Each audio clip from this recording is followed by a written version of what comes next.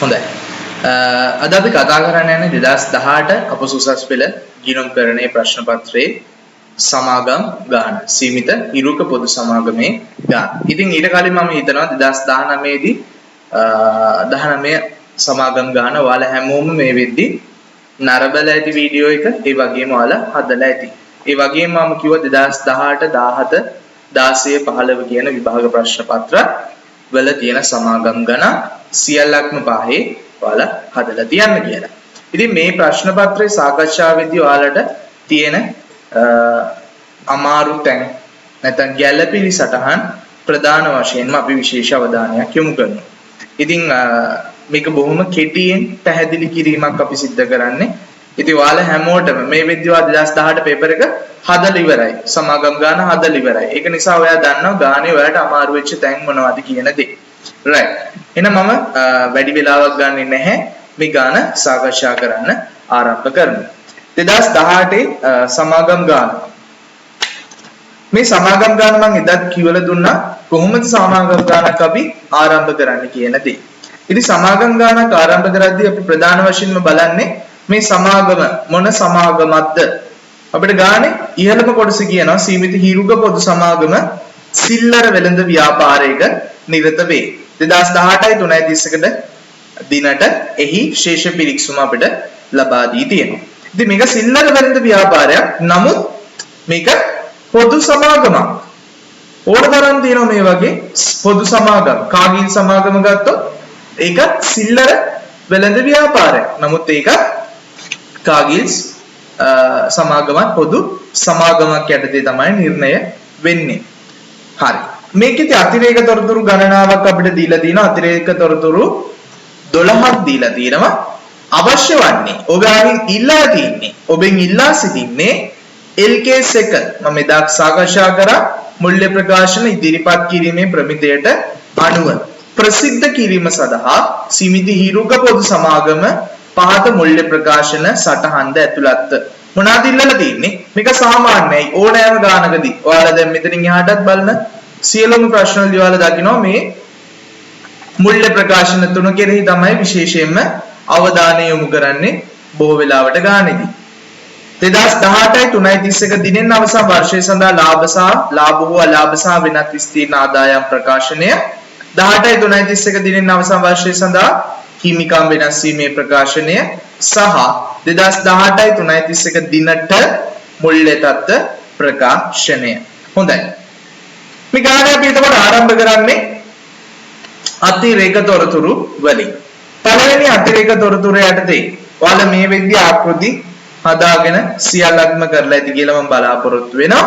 හරිද? අතිරේක තොරතුරු වල ප්‍රථම අතිරේක තොරතුරු දීලා තියෙනවා. අපිට දීලා තියෙන විශේෂ පිරික්සුම. කෙසේවත් පහත සඳහන් ගැළපීම් ඊට සිදු කළ යුතුයි අපි මුල්‍ය ප්‍රකාශන පිළියෙල කිරීමෙන්.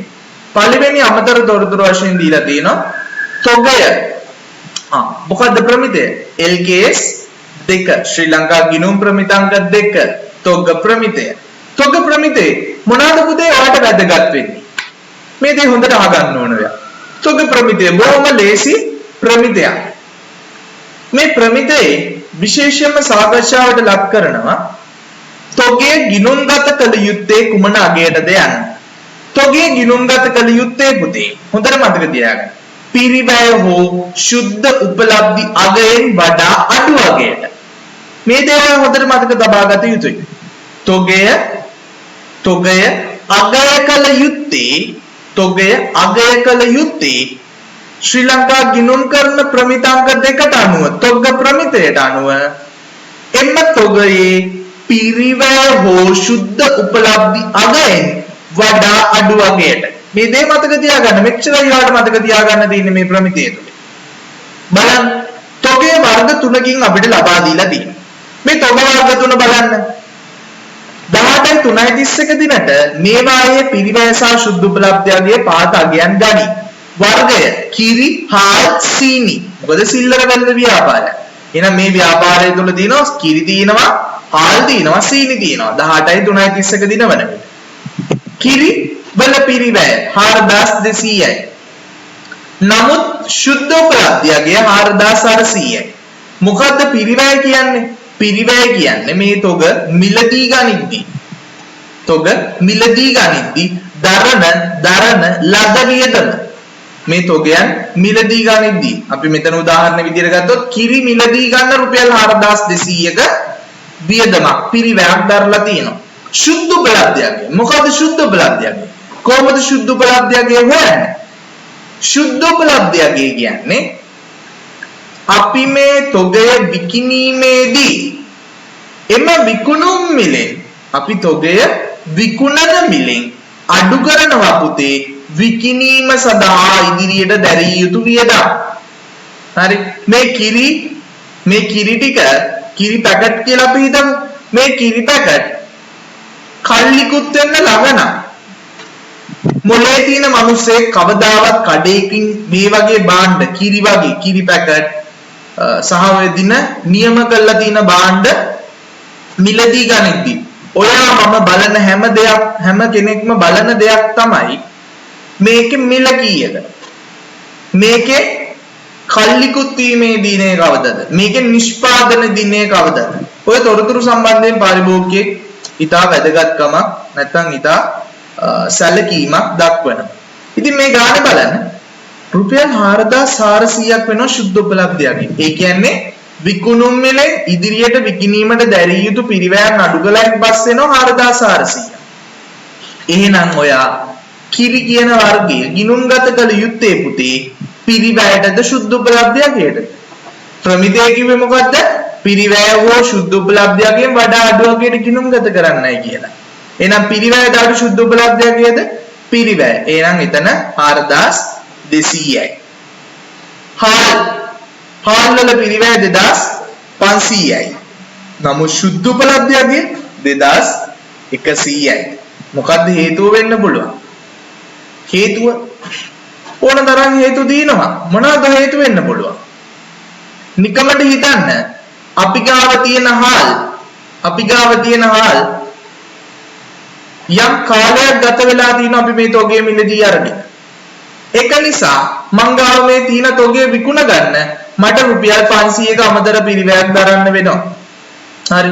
මට මේක විකුණන්න පුළුවන් 2600කට. එහෙනම් විකිණීමට හැකි මිල රුපියල් 2500යි. නමුත් ඔයා රුපියල් 400ක 2600ක් කියලා හිතන්න ඔයා. විකිණීමට හැකි මිල රුපියල් 2600යි. ඔයා මේක විකුණන්න රුපියල් 400ක අමතර පිරිවැයක් අමතර වියදමක් උදාහරණයක් ගත්තොත් විකුණුම් කොමිස් එකක්. මේක අමතර හොඳේ විකුණුම් කොමිස් සාමාන්‍ය විකුණුම් කොමිස් එකක් නෙමෙයි. පැහැදිලිද? මේ භාණ්ඩය මේ තොගේ විකුණන්න අමතරව දරන්න වෙන පිරිවැයක්. හරි.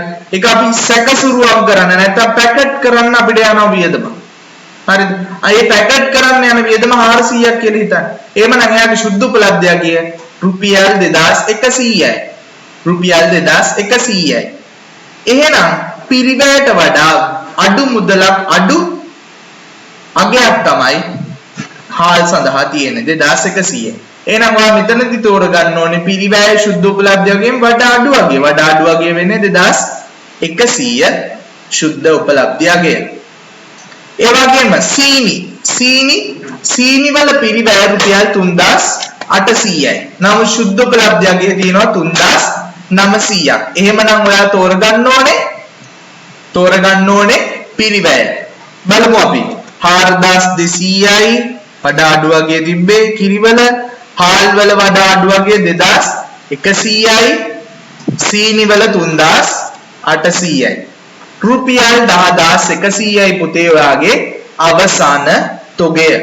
බලන්න පිරිවැය රුපියල් 10500ක් වෙච්ච තොග තියෙනවා. නමුත් මේක අපි අගය කරන්නේ පුතේ 10100ට.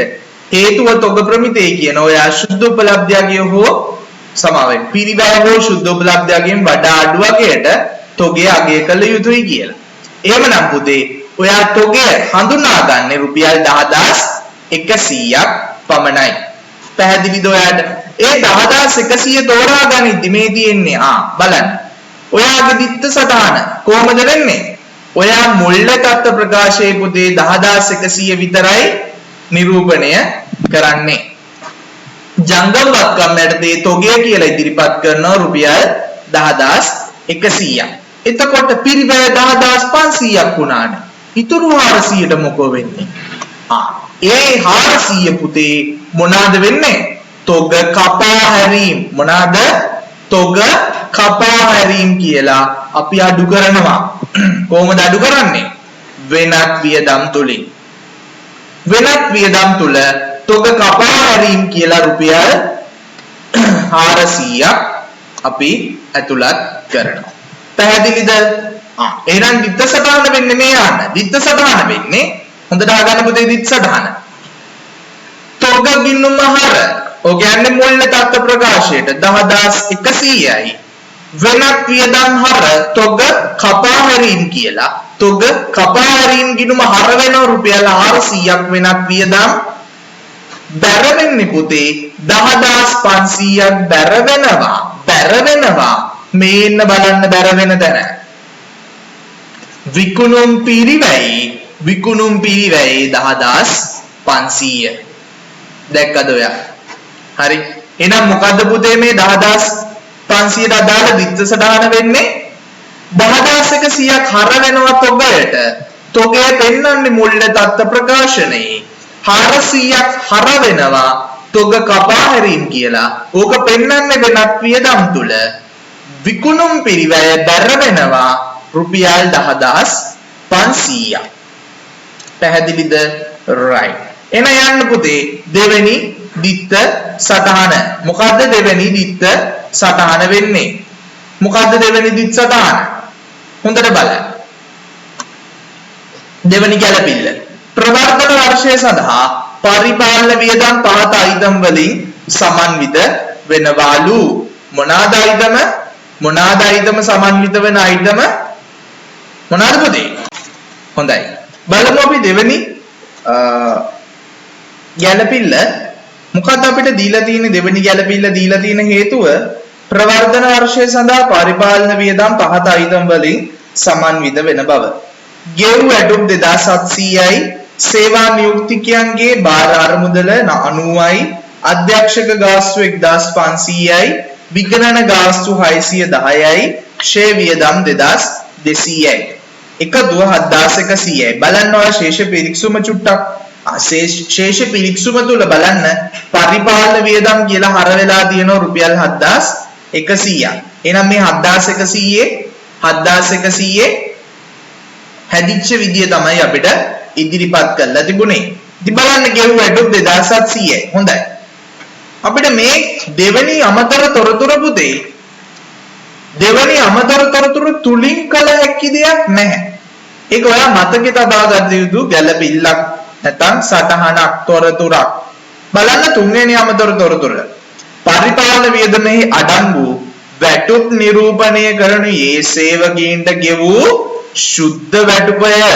ඒ කියන්නේ ගෙවන ලද ගෙවූ වැටුප තමයි අපේ වියදම් ලෙස සටහන් කරලා තියෙන්නේ. ඒක වැරදි පුතේ. ඔයා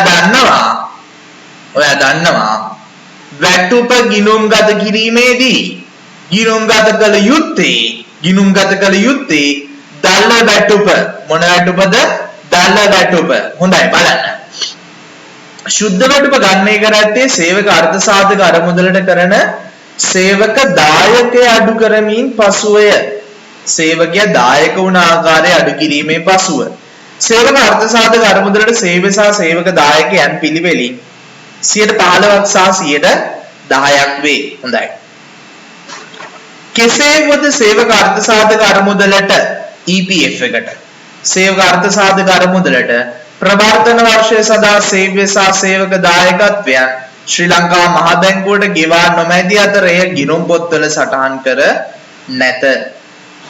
හොඳයි. ඔයාලට පේනවා මෙතන වැරද්දක් තියෙනවා. මොකද්ද තියෙන වැරද්ද? මෙයා EPF සඳහා සේවක අර්ථ සාධක අරමුදල සඳහා කිසිදු ගැළපිල්ලක් සටහනක් ගිණුම්ගත කිරීමක් සිදු කළා නැහැ. ඒක වැරදි. හොඳයි බලන්න. ගෙව් වැටුප 2700යි. මේ 2700 එන්නේ පුතේ.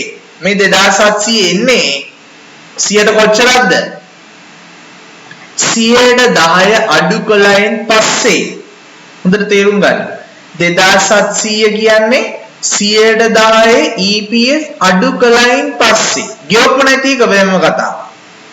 හරි 110 සේවකයාගෙන් අඩු කළයින් පස්සේ එහෙනම් මේ සුද්ධ වැටුප වෙන්නේ 2700. 2700 කියන්නේ 110 අඩු කළයින් පස්සේ කියන්නේ 90ක් තමයි 2700 තුල නිරූපණය වෙන්නේ.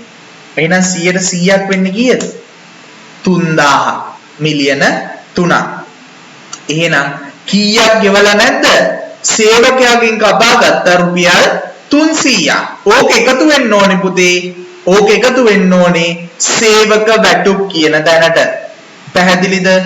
සේවක වැටුප් කියන තැනට ගිහිල්ලා ඕක එකතු වෙන්න ඕනේ 300ක්. යන්න ඔයාගේ පරිපාලන වියදම් යටතේ සේවක වැටුප් මෙන්න දිනනවා. සේවක වැටුප් පරිපාලන වියදම් 300ක් ඔයා එකතු කරනවා. ඒ වගේම පරිපාලන වියදම් වලට ශේෂ පිරික්සුම තුල දීලා තිබ්බ 7100ක්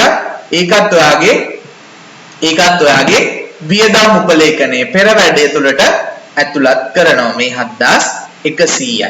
මේ 7100ට තව එකතු වෙනවා රුපියල් 300ක් මොනවාද? වැටුප්. මේක වැටුප්. මොකද මේක සේවකයාගෙන් අපි අඩු කරගන්න එක. හරි? එහෙනම් වියදම වෙන්නේ වැටුප් වියදම. පැහැදිලිද? හොඳට අහගන්න. ඉන්න අනතුරුව මේ 300 සේවක අර්ථ සාධක අරමුදලට අදාළ ගෙවීමක්. මේ ආගන්නකො. ඇත්තරම සේවක වැටුප කීයද? 3000යි. නමුත් මේ 3000න් 110ක් සේවක අර්ථ සාධක අරමුදල සඳහා සේවකයාගේ දායකත්වය. එහෙනම් කීයද? 3000 වැඩි කිරීම 110 300යි. ඔය 300යි. හරි. 3000යිනේ මුළු සේවක වැටුප් වියදම. ඕකෙන් පුතේ මම ওই 300 අඩු කරනවා. හේතුව මේ සේවක අර්ථ සාධක අරමුදලට සේවකයාගේ දායකත්වය. එහෙමනම් මං එයාට ගෙව්වේ 2700යි. මුදලින් ගෙව්වේ 2700යි. ඉතුරු 300 පුතේ සේවකයාට ගෙවන්නේ නැහැ. නමුත් මම ශ්‍රී ලංකා මහා බැංකුවට ගෙවිය යුතුයි. එහෙනම් ඕක ගෙවිය යුතු සේවක අර්ථ සාධක අරමුදලට එකතු වෙනවා. කොහෙටද? ගෙවිය යුතු සේවක අර්ථ සාධක අරමුදලට. හොඳින් බලන්න. ගෙවිය යුතු සේවක අර්ථ සාධක අරමුදල කියලා පුතේ ඔයාගේ ජංගම වක්කීම් යටතේ එනවා. ජංගම වක්කීම් යටතේ ගෙවිය යුතු වෙනත් ගෙවිය යුතු දෑ ලෙස ගෙවිය යුතු EPF. මේ ගෙවිය යුතු EPF එද්දි පුතේ එන්නේ මේ 300ට 300 කියන්නේ පුතේ සේවකයාගේ දායකත්වයනේ. සේවකයාගේ සේව්‍යා කවුද? සේව්‍යා එම්ප්ලොයර් ව්‍යාපාරය 115ක තමන්ගේ දායකත්වයක් දෙනවා. එහෙනම් 3000ක වැටුපෙන් 115ක් කවුරු ගෙවනවද? සේව්‍යා විසින් ගෙවනවා. එහෙනම් 300ට පුතේ තව 450ක් එකතු වෙන්න ඕනේ. 750ක් ලෙස තමයි ගෙවිය යුතු EPF නිරූපණය වෙන්නේ. නමුත් ඊට අමතරව ඒ 450 ව්‍යාපාරයට වියදමක් පුතේ සේවකයා වෙනුවෙන් දරන. එහෙනම් වියදම් උපලේඛනයේ වාගේ පෙර වැඩි සේවක අර්ථ සාධක අරමුදල නැත්නම් EPF කියලා තව 450ක් එකතු වෙනවා. මෙයා ගන්න මේ 750ට අදාළ දිත්ත සටහන හොඳින් බලා ගන්න. සේවක අර්ථ සාධක අරමුදල වියදම් ගිණුම හර 450යි. එක පරිපාලන වියදමක්. සේවක වැටුප් හර 300යි. ඒකත් පරිපාලන වියදමක්. ගෙවිය යුතු සේවක අර්ථ සාධක අරමුදල 750යි 450යි 300යි එකතුව එක වෙනත් ගෙවිය යුතු ලෙස ඉදිරිපත් විය යුතුයි. හොඳයි.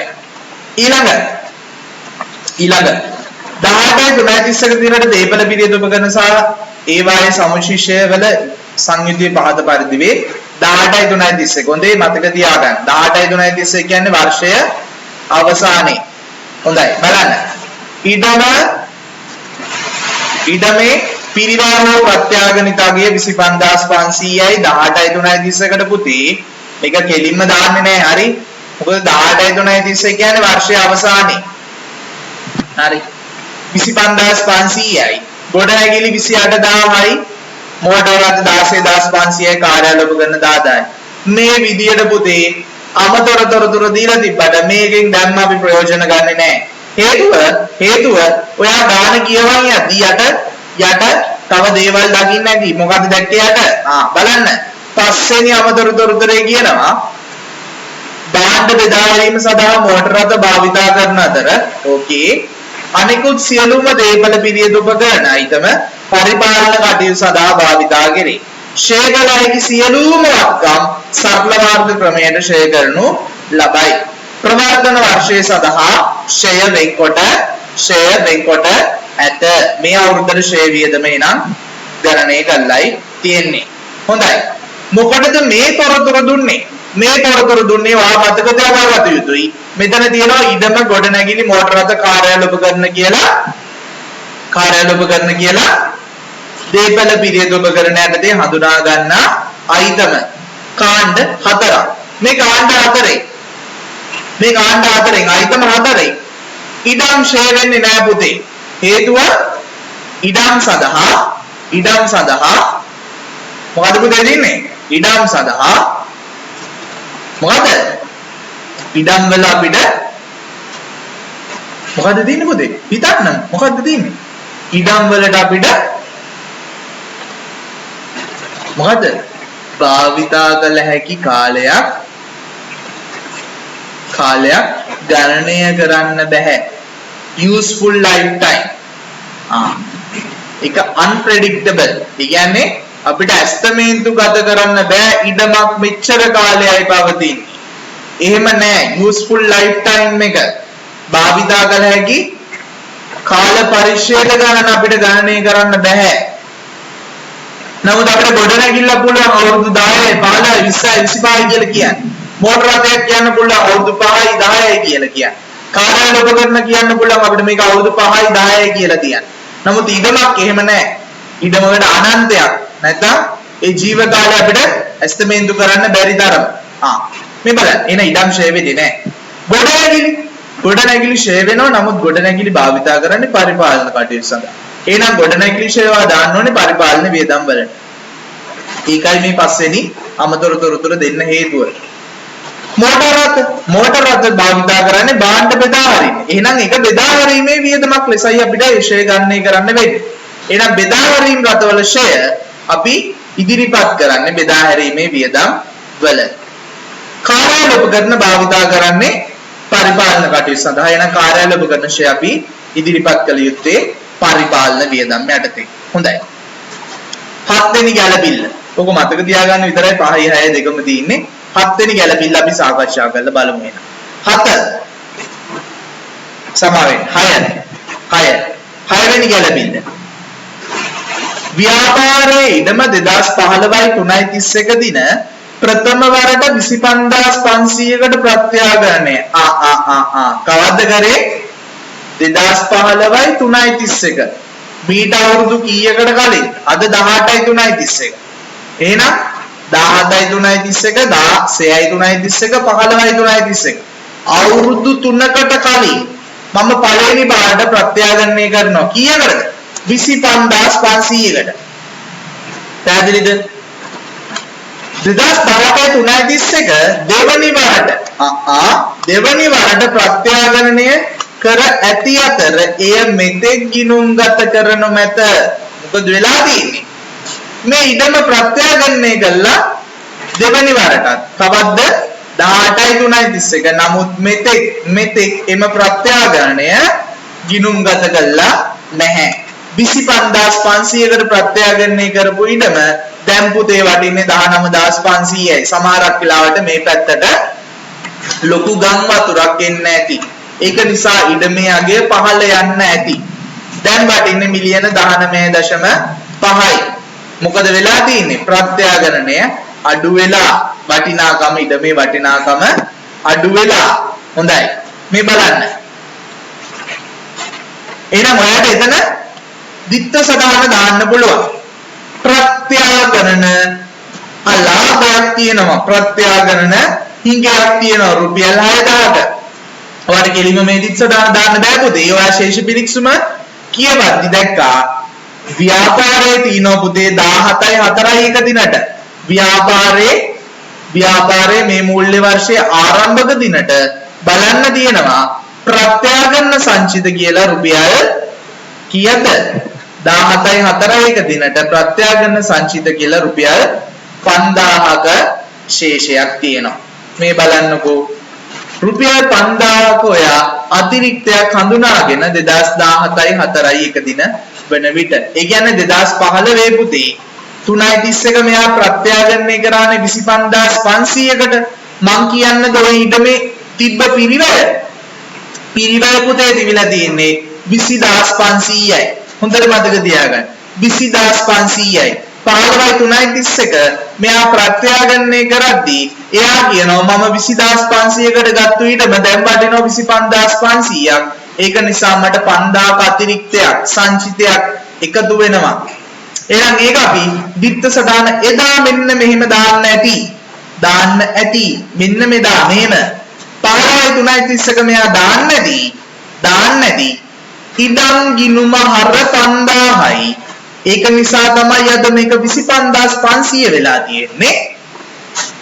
ඉඩම් ප්‍රත්‍යාගන්න අතිරික්තය නැත්නම් සංචිතයට බර 5000යි. මේ 5000 තමයි මේ ඉදිරියට ඇවිල්ලා තියෙන්නේ ප්‍රත්‍යාගණන සංචිත කියලා. එහෙනම් ප්‍රත්‍යාගන සංචිතයේ ආරම්භක ශේෂයක් තියෙනවා රුපියල් 5000ක. කෙසේ වුවද මොකද උනේ 25500 පුතේ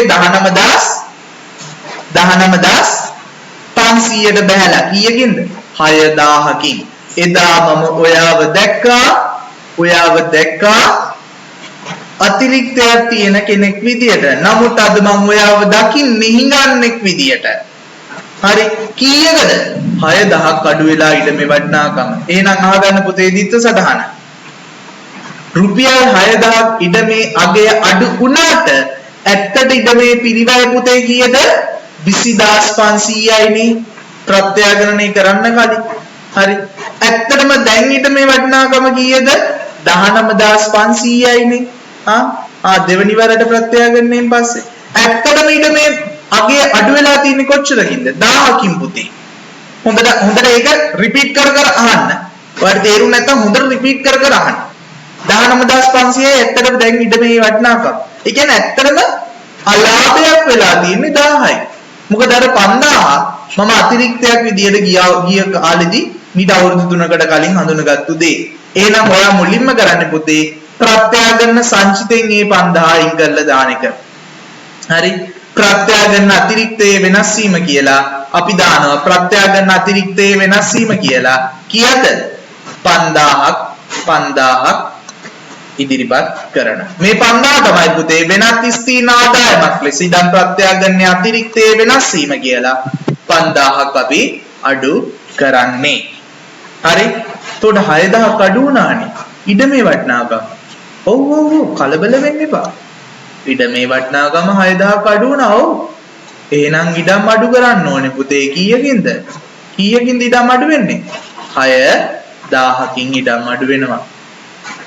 හරි එතකොට හර උනේ 5000යි බැර වුණා 6000ක් 1000ක් වෙනස්. ඒ 1000 කොහෙටද යන්නේ?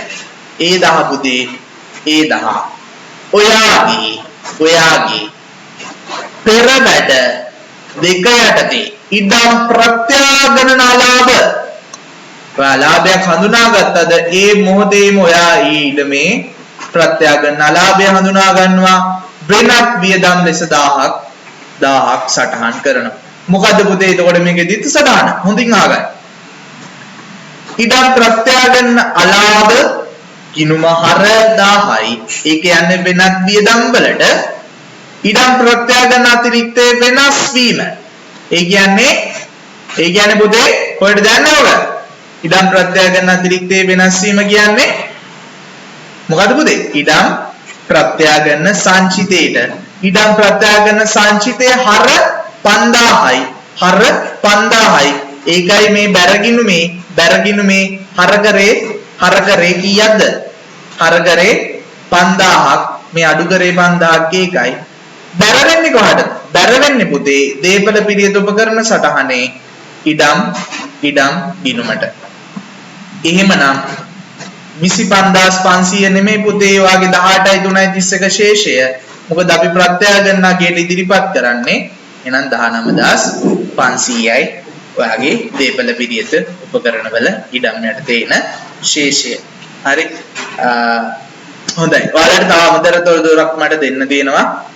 මම මේක WhatsApp group වලත් ඔයාලට ඉදිරිපත් කරා. මේ වෙද්දී නිල ආරංචි මගින් අපිට දැනුම් දීලා තියෙනවා. ඔයාලට වැඩසටහන්ගත නොකළ non program හරි වැඩසටහන්ගත නොකළ ගණක යන්ත්‍ර අපසුසස් පෙළ ගිණුම් කරන විෂයට භාවිතා කිරීමේ හැකියාව තියෙන බව. ඒ කියන්නේ ඔයාලට scientific cal එකක් පාවිච්චි කරන්න පුළුවන්, සාමාන්‍ය calculators පාවිච්චි කරන්න පුළුවන්, සාමාන්‍ය calculators ඒ වගේම ෆෝන් එකේ calculator එක උනත් පාවිච්චි කරන්න පුළුවන් පුතේ. නමුත් ප්‍රශ්නයක් තියෙනවා ජංගම දුරකථන විභාග ශාලාවට ගෙනියන්න දෙන්නේ නැහැ. ඒක නිසා ඔයාලට ෆෝන් එකේ cal එක පාවිච්චි කරන්න විදියක් නැහැ. හරි. ඒතකොට සාමාන්‍ය calculator එකක්, ගණක යන්ත්‍රයක්, scientific calculator එකක් ඔයාලට භාවිතා කරන්න පුළුවන්. double AT කරන ළමෙක් නම් ඔයා AT කරපු ළමෙක් නම් ඔයාලා දන්නවා scientific calculators ඔයාලා මිලදී අරන් තියෙනවා. ඉතින් මේ calculator එක ඔයාලට විභාගයට පාවිච්චි කරන්න පුළුවන්. නමුත් හොඳින් මතක තබා ගන්න ඕනේ program කළ හැකි ගණක යන්ත්‍ර භාවිතා කරන්න අවසරයක් නැහැ. හොඳයි. ඊළඟ හත්වෙනි ගැළපිල්ල අමතර තොරතුර රුපියල් ලක්ෂ 40ක් පිරිවැය වූ නව ගොඩනැගිල්ලේ ඉදිකිරීම 18/3/31 දින අවසන් කළ අතර නව ගොඩනැගිල්ලට අදාළ ගැළපුම් නිසි පරිදි ගිණුම්ගත කර නොමැත. මේ බලන්න මොකද වෙලා තියෙන්නේ. රුපියල් 4000 පිරිවැය වූ නව ගොඩනැගිල්ලේ ඉදිකිරීම 18/3/31 අවුරුද්දේ අවසන් තමයි ඉවර කරලා තියෙන්නේ. කෙසේ වුවත් නව ගොඩනැගිල්ලට අදාළ ගැළපුම් නිසි පරිදි ගිණුම්ගත කර ඇත. ඒ කියන්නේ ඔයාගේ ගොඩනැගිලි වාගේ අර බලන හතරෙන් මං කිව්වේ ඒකයි. හතරවෙනි අමතර තොරතුරේ දීලා තිබ්බ ගොඩනැගිලි 28000ක් කියලා. නමුත් ඇත්තටම ඔයාගේ ආරම්භක ශේෂය 28000 වෙන්න බෑ. ඇයි? මේ 28000 එන්නේ මේ 4000ත් එකතුණයින් පස්සේ. හරි? ඒ කියන්නේ ආරම්භක ශේෂය 24000යි. එහෙනම් අවසාන ශේෂය 28000 එනවා. ඊළඟ 8 වෙනි ගැළපිය 8 වෙනි අමතර තොරතුර පිරිවැය රුපියල් ලක්ෂ 25ක් වූ මෝටර් රථයක් 18/3/31 දින ලක්ෂ 15කට විකුණන ලදී. ඕකේ. මෝටර් රථය 16/10/1 දින මිලදී ගන්නා ලදී. කවද්ද ගත්තේ? 16/10/1. මෙම විකිණීම නිසි පරිදි ගිණුම්ගත කර ඇති අතර මෝටර් රථයේ විකිණීමෙන් ලද අලාභය බෙදා හැරීමේ පිරිවැය යටතේ සටහන් කර ඇත. එතන ප්‍රශ්නයක් තියෙනවා. බලන්න. මෝටර් රථ අවසාන ශේෂය 16500යි. ඒක හරි. අවසාන ශේෂය 16500යි. මේකේ පිරිවැය වෙලා තියෙන පුතේ රුපියල් 2500ක්. එහෙනම් ඉවත් කිරීම ලෙස ඔයාලා දාන්න ඕනේ 2500ක්. එතකොට පුතේ ඔයාලට හොයාගන්න පුළුවන් මෝටර් රථවල ආරම්භක ශේෂය කීයක්ද තිබ්බේ කියලා. 19000ක් තමයි මෝටර් රථවල අවසාන ශේෂ ආරම්භක ශේෂය තිබිලා තියෙන්නේ. එහෙනම් 1910න් පිරිවැය 2500ක් වූ මෝටර් රථයක් ඉවත් කරේ. එහෙනම් පිරිවැය අයින් කරනවා ඔයාගේ ඉවත් කිරීම යටතේ 2500ක්. එහෙනම් ඔයාගේ 18/3/31 දිනට අවසාන ශේෂය 16500යි. ඒ වගේම අපිට ගාන කියනවා 16/10/1 මිලදී ගත්තු 16/10/1 තමයි පුතේ මිලදී අරන් තියෙන්නේ. හරිද? 16/10/1 මේක මිලදී අරන් තියෙනවා. මම වික්කේ 18/3/31. එහෙනම් පුතේ ඔයා ගණනය කරන්න ඕනේ 16/10/1 සිට 18/3/31ට කොච්චර කාලයක් තියෙනවද? කොච්චරද? 16/10/1 කියන්නේ 16/10/31 11/30 12/31 17/1/31 2/28 3/31 මාස 6යි. 17/3/31ට මාස 6යි. 18/3/31ට තව අවුරුද්දයි. එන අවුරුදු එකමාරක් ඔයා මේ 2500ක් වටින වාහනේ පාවිච්චි කරලා තියෙනවා. මෝටර රථ ෂෙයා අනුපාතය 20%යි. 120යි. එන අවුරුද්දකට ෂෙය 2500 වැඩි කිරීම 120 රුපියල් 500යි. ලක්ෂ 5යි. අවුරුදු එකමාරකට ඔයා ෂෙය කරන්න ඕනේ පුතේ. එහෙනම් 500 වැඩි කිරීම එකමාර 500 වැඩි කිරීම එකමාර 750යි. එහෙනම් ෂෙය වියදම ෂෙය 18.30කට වෙනවා පුතේ 750. ඒ 750ත් අපි අඩු කරන්න ඕනේ. 2500ක් පිරිවැය වූ මෝටර රථය 2500ක් පිරිවැය වූ මෝටර රථය 750ක ෂෙය වියදමක් දරලා තියෙනවා මේ මෝටර රථය 18.30ක වෙද්දී.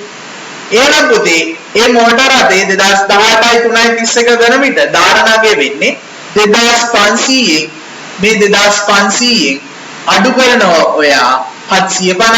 එහෙනම් කීයද? 1750ක් තමයි 1750ක් තමයි ඔයාගේ ශුද්ධාගය මෙම මෝටර රථේ. 1750ක මෝටර රථය පුතේ විකුණලා තියෙන 1500කට ඔයාට 250ක් අලාභයි. මේක ගිණුම්ගත කරලා තියෙනවා. නමුත් ගිණුම්ගත කරලා තියෙන්නේ වැරදි තැනක. කොහෙද වැරදි තැන? බෙදා හැරීමේ වියදම්.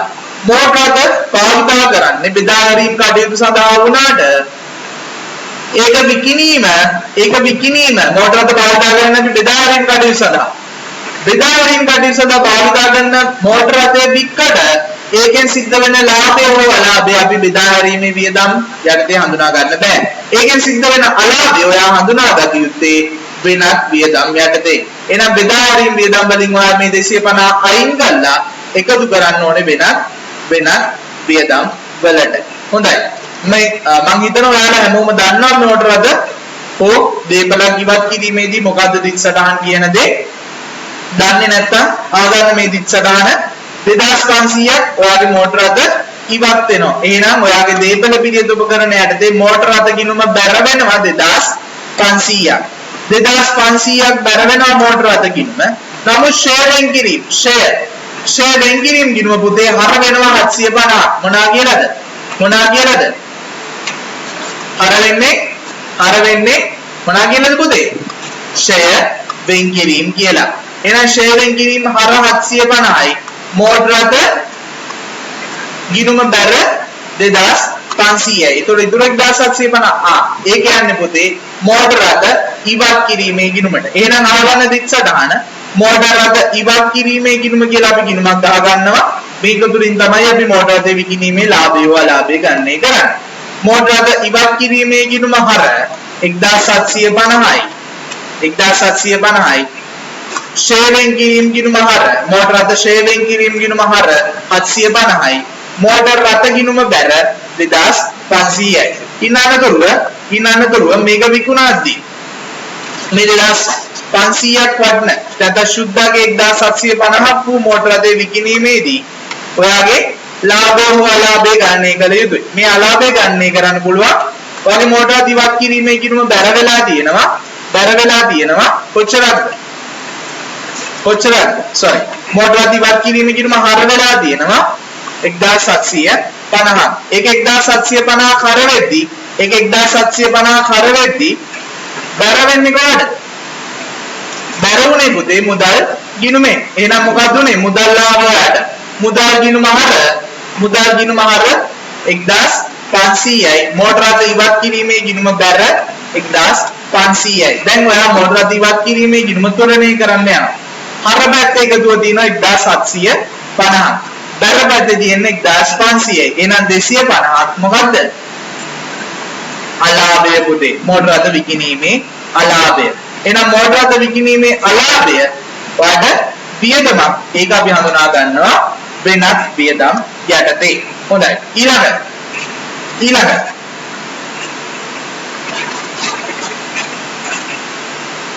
වර්ෂය තුළදී වෙනත් කිසිදු දේපල පිරියෙත උපකරණ අත්පත් කර ගැනීම හෝ ඉවත් කිරීම සිදු නොවිය. එහෙනම් ඔයාලට කාර්යාල උපකරණ දා ගන්න පුළුවන්. ඒ ආකාරයෙන්ම 10000යි.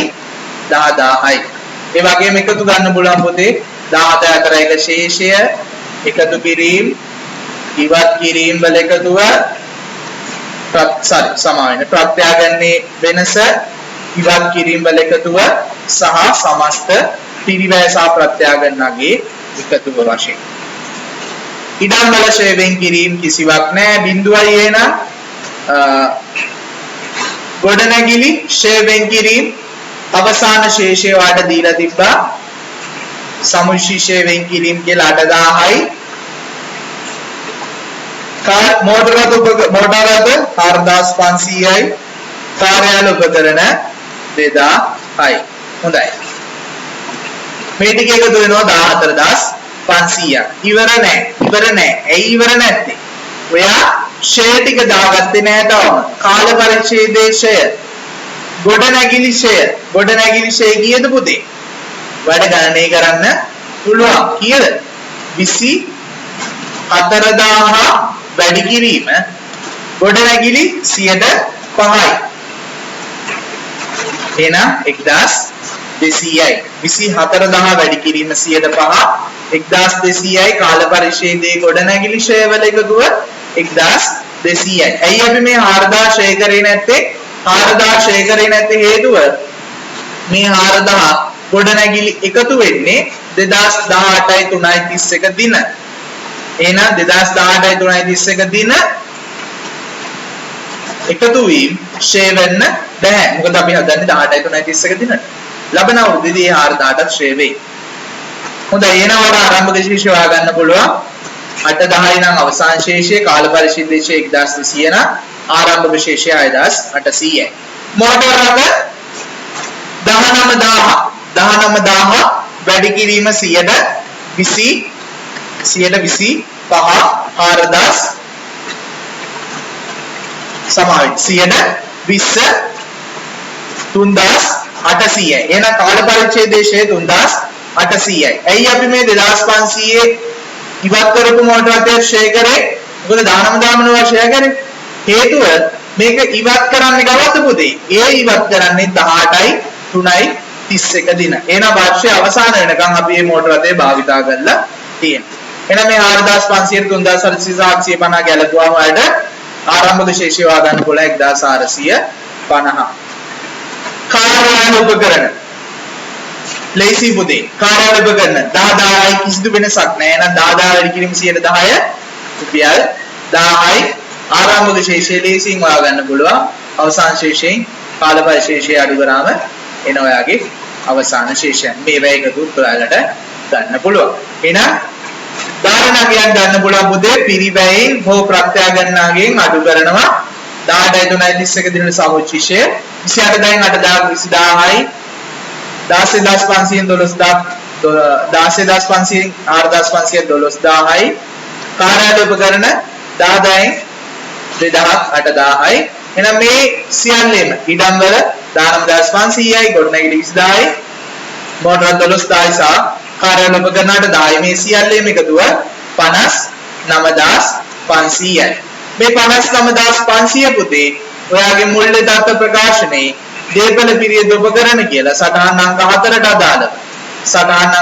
අදාළව 59500 ඔයා හඳුනා ගන්නවා සටහන් අංක 4 දේපල පිරියද උපකරණ ඒ වගේම මේ ෂෙයා ටික ෂෙයා වියදම් ඔයාගේ පරිපාලන වියදම් වලට එනවා පුතේ කොච්චරද පරිපාලන වියදම් වලට එනවා ගොඩනැගිලි සහ කාර්යාල උපකරණ 2200ක ෂෙයා වියදම ඒ කියන්නේ කොහොමද පුතේ ඒ කියන්නේ පරිපාලන වියදම් වලට නමුත් ඔයාලට ගානේ මතකද ගානේ බලන්න ගානේ ෂෙයා වියදම් කියලා දීලා තියෙනවා 2200ක් පරිපාලන වියදම් වලට ඒ 2200 මොකක්ද එන මේ 1000යි 1200යි ඒක මේ වෙද්දි පුතේ කියන්නේ ගිණුම්ගත කරලා අවසానයි එහෙනම් ඊළඟ මොටර් රථ ෂෙයා 3800 ඒක ඇති පුතේ බෙදා හැරීමේ වියදම් වල එහෙනම් ඒකත් අපි ගැලපීමට අවශ්‍ය වන්නේ නැහැ කොහාටද මේ ඉන්න මේ බෙදා හැරීමේ වියදම් වලට හොඳයි මේ යන්න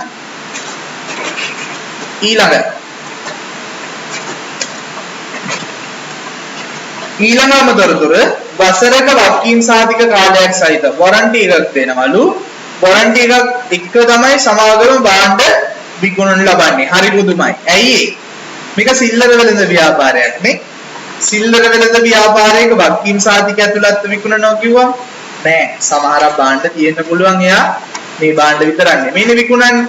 හරි. නමුත් තොගේ තුළ අපිට තියෙන්නේ නම් හාල් කිරිසීනි විතරයි. නමුත් කොහොම හරි වක්කීම් සාධිකයක් එක්කලු එයා භාණ්ඩ විකුණන්නේ. පසුගිය වර්ෂයේ කරන ලද විකුණුම් සඳහා ප්‍රවර්තන වර්ෂය තුළදී මම හිතනවා 2019 උසස් පෙළ ගාන මතකෙට නැගී කියලා මම මේකෙදි සාකච්ඡා කරා මේ වක්කීම් සාධික සඳහා ප්‍රතිපාදනය කරන ආකාරය. විකුණුම් සඳහා ප්‍රවර්තන වර්ෂය සඳහා සමාගම වක්කීම් සාධික වියදම් ලෙස 4,50,000ක් ගෙවා ඇත. මේ අවුරුද්දේදී වක්කීම් සාධික සඳහා 4,50,000 ආයතනයේ විසින් දරා තියෙනවා. නමුත් මේ 4,50,000 දරුවේ ගිය අවුරුද්දට අදාළව. හොඳයි. මේ ප්‍රවර්තන වර්ෂයේ බෙදාහැරීම් වියදම් තුළ ඇතුළත් කර ඇත. ඒක පුතේ වැරදි. ඇයි ඒක වැරදි? බලන්න ඔයාගේ ශේෂ පිරික්සුමේ. මේකට පුතේ වෙන් කිරීමක් ප්‍රොවිෂන් එකක් කරලා තියෙන්නේ. වෙන් කිරීමක් කරලා නම් තියෙන්නේ. ඒක මේ අවුරුද්දේ වියදමක් වෙන්නේ නැහැ. බලන්න චුට්ටක් ගිහිල්ලා 2017 4 දිනට වගකීම් සාධික සඳහා ප්‍රතිපාදන කියලා තියෙනවා 670ක්.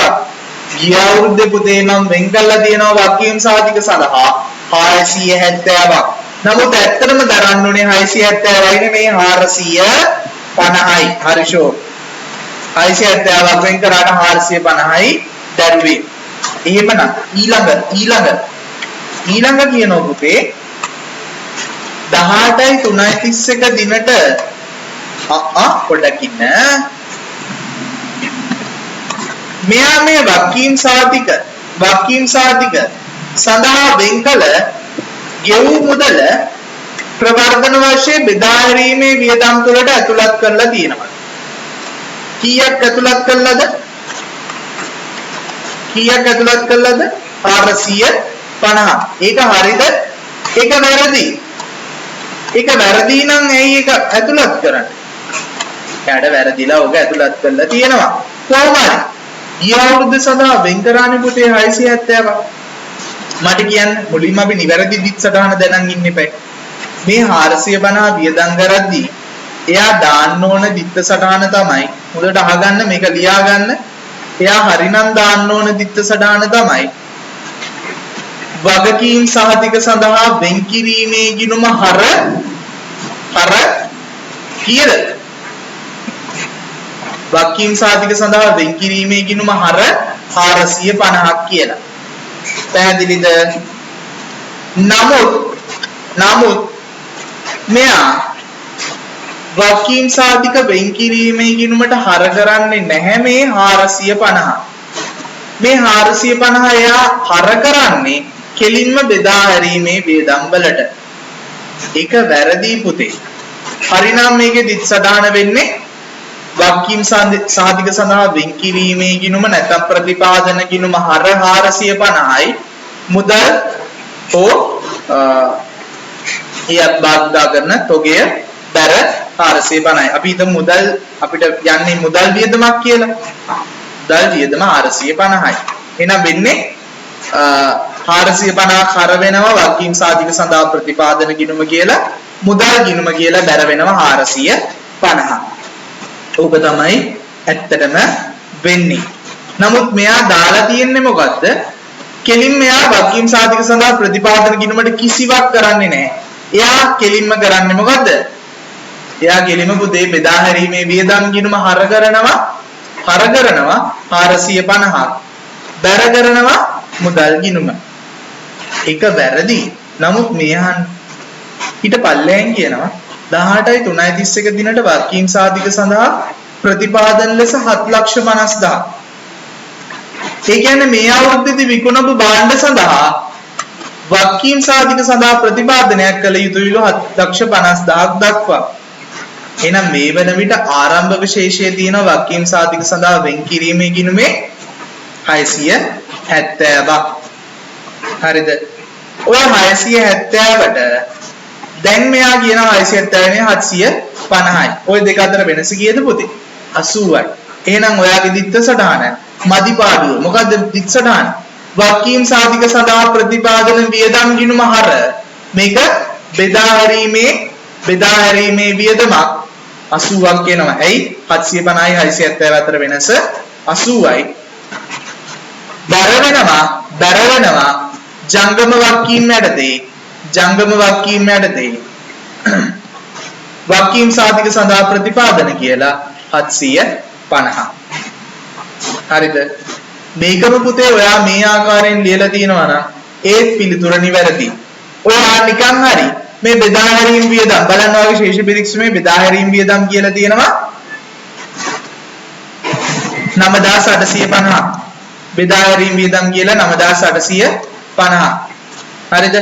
ඔයා මේ 9850 මෙතනට දාන්න නැතුව ඔයා 9850න් අඩු කළා නම් 450. හරි? අඩු කරලා 450 9400 නම් බෙදා හැරීමේ පිරිවැය විදියට බෙදා හැරීම් වියදම් යටතේ දාලා තියෙන්නේ.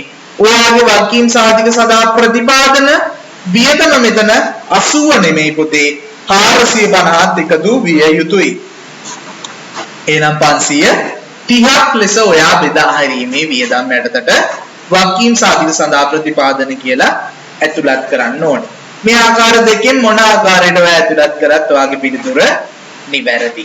කාටවත් වැරදි කියන්න හැකියාවක් නැහැ. හොඳයි. ඊළඟ 11 බැංකු ණය 18.331 ලබාගත් අතර 19.331 දිනෙන් ආරම්භ වී 3580 බැගින් වූ වාර්ෂික වාරික 5කින් ගෙවනු ලබයි. වාර්ෂික ණය පොලි අනුපාතය 15%යි. මොකටද පුතේ ඒක දුන්නේ? ඒක දුන්නේ ඔයාගේ සටහනේ ඉදිරිපත් කරන්න. ඔයාගේ මුල්‍ය ප්‍රකාශන වල නිවැරදි තැන ඉදිරිපත් කරන්න. ඒ වගේම ඊළඟ ආදායම් බදු ඔයාලට මේක ඕනනම් එකතු කිරීමට පෙර අපි ආදායම් බදු ගැලපිල්ලක් කරලා ඉන්නවද නැත්නම් බැංකු ණය ගැලපිල්ලක් කරලා ඉමු. බැංකු ණය කීයක්ද ගන්න පුතේ? 18.331 තමයි බැංකු ණය ගත්තේ. කීයක්ද ගත්තේ? බැංකු ණය මම ගත්තා 12000ක්. කීයද? 12000ක්. මේ 12000 පුතේ අවුරුදු 5කින් ගෙවන්නේ 3580 ගන්න.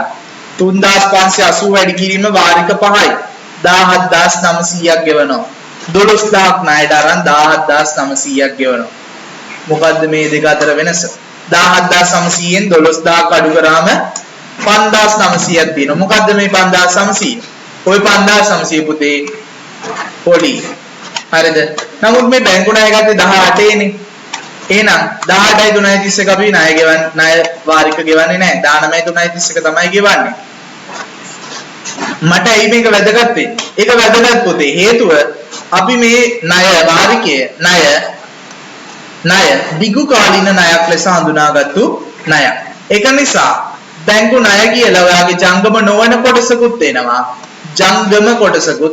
බැංකු ණය ජංගම කොටසකුත්. මුලින්ම හොයා ගන්න ඕනේ මේ බැංකු ණය ජංගම කොටස කීයද? ඒක කොහොමද හොයාගන්නේ? ඔයා කීයක් ගත්තද ණය? ඔයා ණය ගත්ත 12000ක්.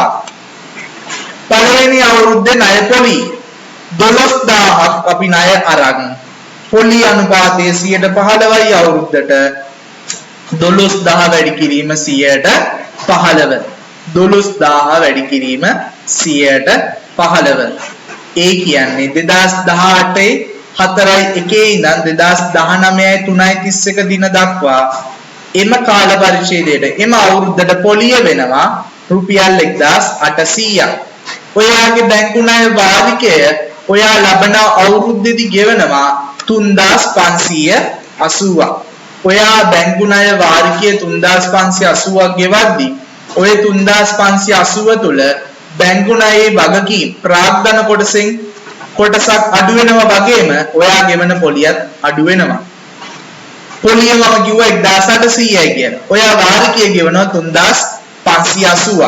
ඔය 3580න් පොලිය 1800ක් නම් ඔයා ගෙවන ණය කොටස 1780යි නේද? 3580 අඩු කිරීම 1800. මේ මම කියන දේවල් පුතේ ඔයා නැවත මේක රිවයින්ඩ් කර බලන්න. ඔයාලට තේරුම් නැත්නම් යම් කොටසක් රිවයින්ඩ් කර බලන්න. ඔයාලට මේ වීඩියෝ දර්ශනවල තියෙන ඉතා වැදගත්කමක් ඒදී. හොඳයි. ඔයා ගත්තේ 12000ක් නේ පුතේ ණය කොටස. මුළු ණය 12000යි. ඔයා ලබන අවුරුද්දේ ණය කොටසින් ගෙවනවා 1780ක්. 12000න් 1780ක් ජංගමයි නා. ජංගම කියන්නේ ඊළඟ අවුරුද්දනේ. මාස 12ක් ඇතුළත. ලබන අවුරුද්දේ මම 12000 ණයෙන් 1780ක් ගෙවනවා. එහෙනම් ජංගම නොවන කොටස වෙන්නේ ඊළඟ අවුරුදු 4 කොටස වෙන්නේ 12000 අඩු කිරීම 1780 10220. හරිද? right. ඊළඟ පෙර වර්ෂයේ සඳහා ගෙවූ රුපියල් 3,50,000ක ප්‍රවර්ධන වර්ෂයේ ප්‍රථම කාර්තු තුනක සඳහා කළ ගෙවීම් ගෙවූ ආදායම් බදු තුල අන්තර්ගත වේ.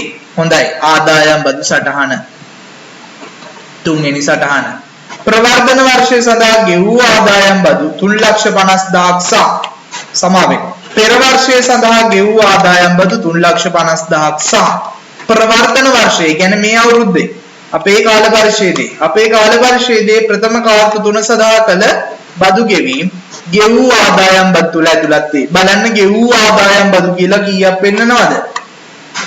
ගෙවූ ආදායම් බදු කියලා 1100ක් පෙන්නනවා. ඔය 1100න් පුතේ ඔය 1100න් 350ක් අදාළ වෙන්නේ ගිය අවුරුද්දට. එහෙම නේද? 350ක් අදාළ වෙන්නේ ගිය අවුරුද්දට. එහෙනම් මේ අවුරුද්දට අදාළව මම ගෙවලා තියෙනවා 750. හොඳයි.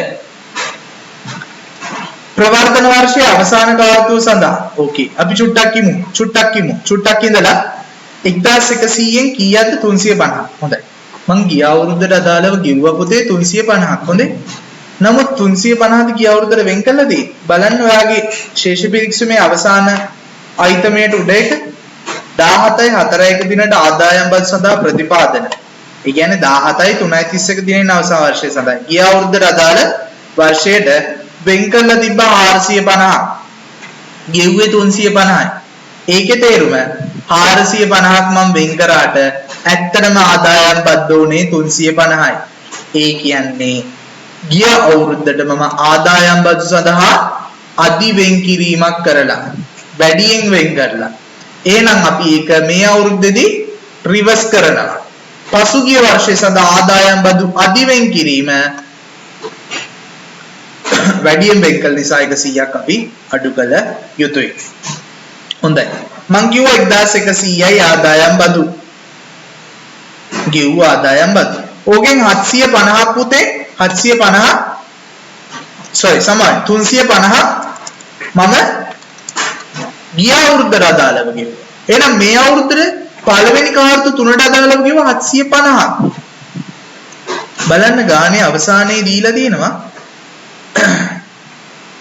ප්‍රවර්තන වර්ෂයේ අවසාන කාර්තුව සඳහා ආදායම් බදු වගකීම රුපියල් ලක්ෂ 4යි. අර 750 ගේ පළවෙනි කාර්තු තුන සඳහා අවසාන කාර්තුවට 400ක් එකතු වෙන්න ඕනේ. එහෙනම් අර 750ට 400ක් එකතු වෙනවා. 750 ආවේ කොහමද? 1100යි ගෙව්ව ආදායම් බදු. ඒ ගෙව්ව ආදායම් බදු වලින් 350ක් ගිය අවුරුද්දට අදාළ ආදායම් බදු. එහෙනම් 750යි මේ අවුරුද්දට අදාළ ගෙව්ව ආදායම් බදු. තව දුරටත් හතරවෙනි කාර්තුවට අදාළව තව 400ක් ගෙවිය යුතුයි. එහෙනම් 1150ක් වෙනවා මේ අවුරුද්දේ ආදායම් බද්ද. මේ අවුරුද්දේ ආදායම් බද්ද 1150යි. නමුත් ඔයගේ ආදායම් බදු වියදම වෙන්නේ ගිය අවුරුද්දේ 100ක් වැඩිපුර වෙන් කරලා තිබ්බනේ. එහෙනම් 1150න් 100ක් අඩු වෙනවා 1050ක් තමයි ඔයාගේ ආදායම් බදු වියදම වෙන්නේ. එහෙනම් ඔයාගේ ලාභ වලාභ සහ වෙනත් විස්තීර්ණ ආදායම් ප්‍රකාශය තුළ ආදායම් බදු සටහන් අංක 3 කියලා 1050ක් ඇතුළත් කළ යුතුයි. ගෙවිය යුතු ආදායම් බද්ද වගකීම අවසාන කාර්තුවේ ඔයා ගෙවිය යුතුයි පුතේ 400ක්. එහෙනම් ගෙවිය යුතු ආදායම් බදු 400යි ජංගම වගකීම් යටතේ. හොඳයි. අපි එහෙනම් සියලුම ගැළපීම් ටික ගැලපුවා. ඉන්න අනතුරුව ඔයාට දාලාගෙන යන්න තියෙන්නේ කොහෙද මොනවාද? මේ ශේෂ පිරික්සමේ අයිතම ටික. අපි පළවෙනි අයිතමේ දැම්ම 65500යි දේපල පිළිතුරු කරන ගැණුම් 41850යි පෙරවැඩ අංක 1. ගැනුම් 41850යි. වෙළඳ ලැබිය යුතු 22600යි.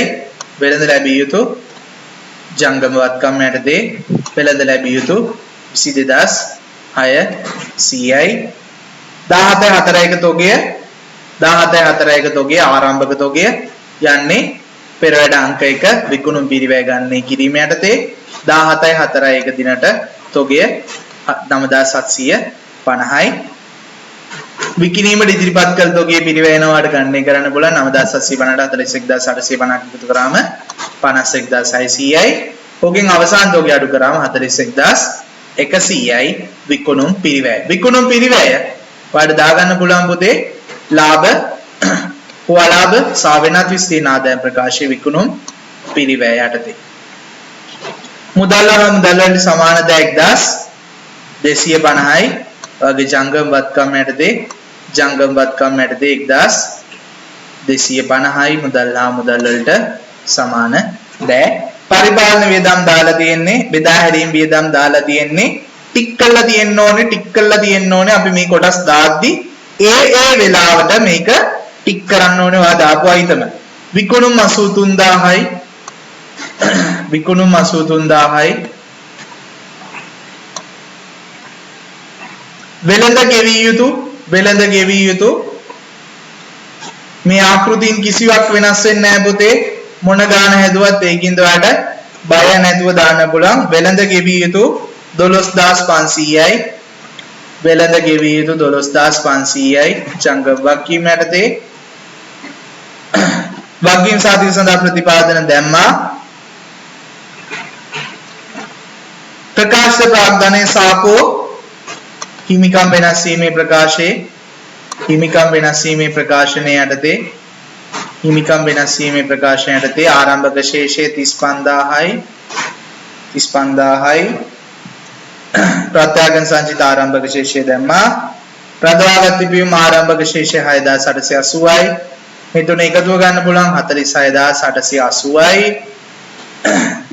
උපජිත පරිපාලන වියදම් ගෙවිය යුතු පරිපාලන වියදම් සටහන් අංක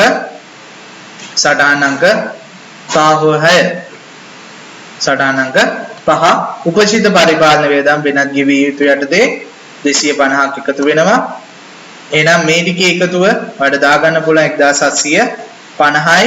මේ 1750 ඔයාගේ මුල්‍ය තත්ත්ව ප්‍රකාශනයේ වෙනත් ගෙවිය යුතු ද සටහන් අංක 5 1750යි 1750යි. බැංකු ණය අපි දැම්මා. ආදායම් බදු ප්‍රතිපාදන ගැලපුවා. කොමිස් ආදායම කියන්නේ වෙනත් ආදායම් යටතේ 3250යි. සටහන් අංක 1 මම ඒක සටහනක් තුලින් ඉදිරිපත් කරලා තියෙනවා. සටහන් අංක 1 වෙනත් ආදායම් ඒ යටතේ කොමිස් ආදායම් කියලා 3250ක්. හොඳයි අපි සියල්ලක්ම ගැලපුවා නමුත් අවසාන නැහැ. ඇයි අවසාන නැත්තේ? ඔයා සටහන් අංක 2 සම්පූර්ණ කරලා තාම අවසන් නැහැ පුතේ. කොහොමද ඒක අපි අවසන් කරන්නේ? මේ බලන්න අවසන් කරන ආකාරය.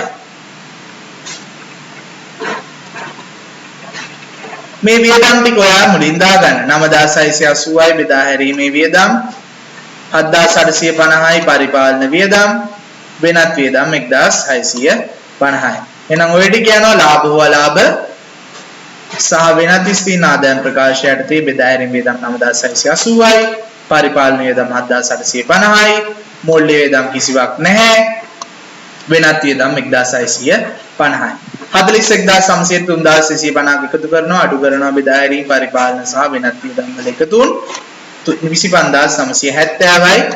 එහෙනම් ඉන්න අනතුර අපි සටහනක් තුරින් ඉදිරිපත් කරනවා බදු පෙර ලාභය ගණනය කළේ මොන ආකාරයකටද කියන දේ. ඇයි අපි මේ සටහන් අංක 2 ඉදිරිපත් කරන්න හේතුව තමයි පුතේ ව්‍යාපාරයේ සියලුම වියදම් අපි මේ මූල්‍ය ප්‍රකාශන පරිශීලකයන්ට ඉදිරිපත් කරන්නේ නැහැ. නමුත් මේ බදු පෙර ලාභය ගණනය කිරීමේදී අඩු කළ විශේෂ වියදම් අපි ඉදිරිපත් කළ යුතුයි. ඒක නිසයි පුතේ ඔයාගේ අර අමතර තොරතුරු යටතේ රෝමන් 2 දෙවැනි අමතර තොරතුරු විශේෂයෙන් දුන්නේ. අධ්‍යක්ෂක ගාස්තු ව්‍යාපාරය පාලනය කරන්නේ පුතේ අධ්‍යක්ෂකවරු. ඉතින් අධ්‍යක්ෂකවරුන්ට පුළුවන් කැමැති වැටුප් ගාස්තු යාලට අය කරගන්න. ඉතින් ඒක නිසා ඒක කැතයි. මොකද සමාගමේ කොටස් හිමියෝ බලාගෙන ඉන්නෝ මේක දිහා. ඒක නිසා සමාගමේ බදු පෙර ලාභය ගන්නේ කිරීමේදී අඩුකල විශේෂ වියදම් අපි ඔවුන්ට ඉදිරිපත් කරනවා. අධ්‍යක්ෂක ගාස්තු විදියට අඩු කරලා තියෙනවා 1500ක්.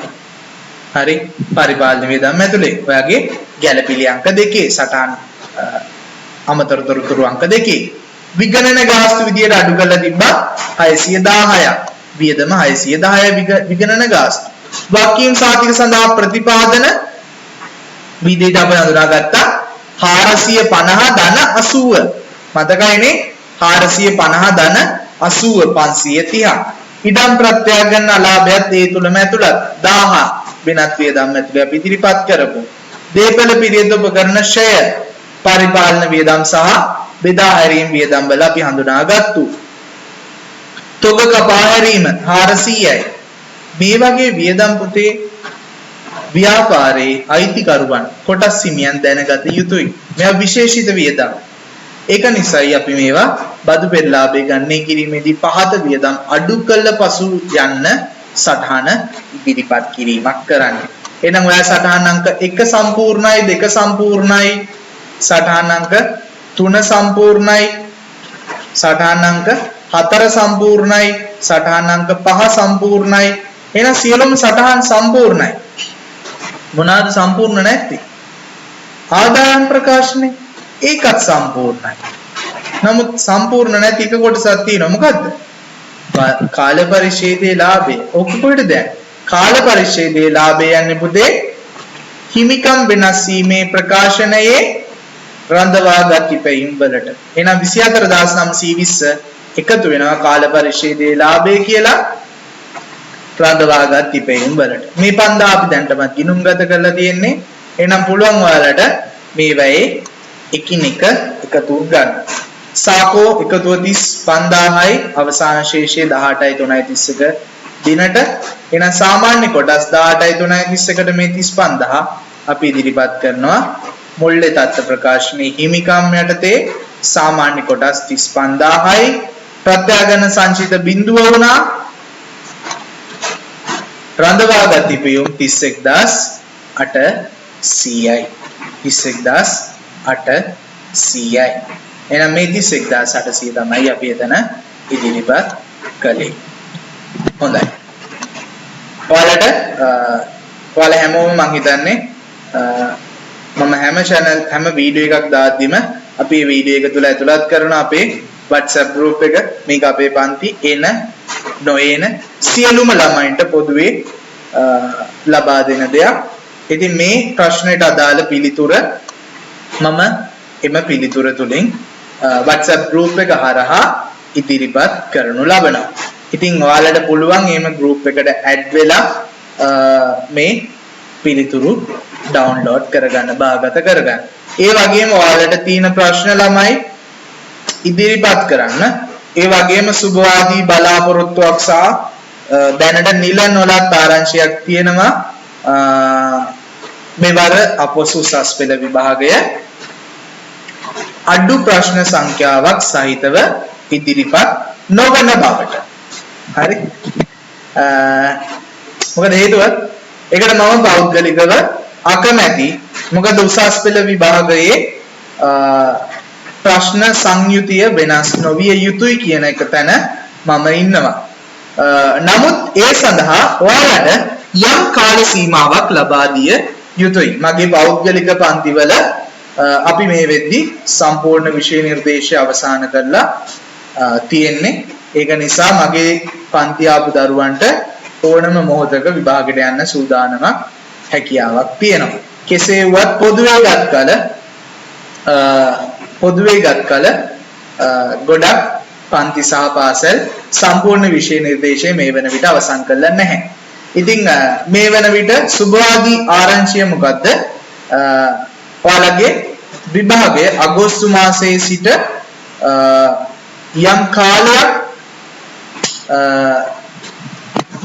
දික් කරන්න දීර්ඝ කරන්න විභාග දින දීර්ඝ කරන්න මේ වන විට සාකච්ඡාවක් ආරම්භිලා තියෙනවා කියලා නිල නොලත් ආරංචි වලින් තියෙනවා. ඉතින් අපි ඒ සම්බන්ධයෙන් සුබවාදී බලාපොරොත්තුවකින් ඉන්නවා.